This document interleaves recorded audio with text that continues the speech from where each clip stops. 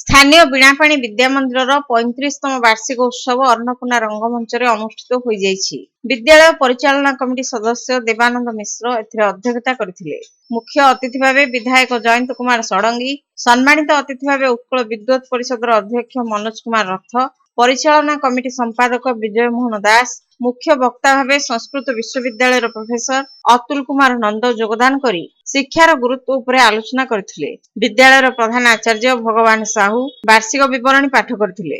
ବିଦ୍ୟାଳୟର ବରିଷ୍ଠ ସଭ୍ୟ ଭରତ ନାୟକ ଅତିଥି ପରିଚୟ ପ୍ରଦାନ କରିଥିଲେ। ବିଦ୍ୟାଳୟର ସର୍ବଶ୍ରେଷ୍ଠ ଛାତ୍ରଛାତ୍ରୀଙ୍କୁ ସର୍ବଗୁଣ ସମ୍ପନ୍ନ ଏବଂ ବିଦ୍ୟାଳୟ ଗୌରବ ସମ୍ମାନ ପ୍ରଦାନ କରାଯାଇଥିଲା। ଶେଷରେ ଛାତ୍ରଛାତ୍ରୀମାନଙ୍କ ଦ୍ୱାରା ବିଭିନ୍ନ ସାଂସ୍କୃତିକ କାର୍ଯ୍ୟକ୍ରମ ପରିବେଷଣ କରାଯାଇଥିଲା। ବରିଷ୍ଠ ଆଚାର୍ଯ୍ୟ ଗଦାଧର ଦାସ ଉତ୍ସବ ପରିଚାଳନା କରିଥିଲେ। ପୁଷ୍ପିତା ପଟ୍ଟନାୟକ ଧନ୍ୟବାଦ ଅର୍ପଣ କରିଥିଲେ।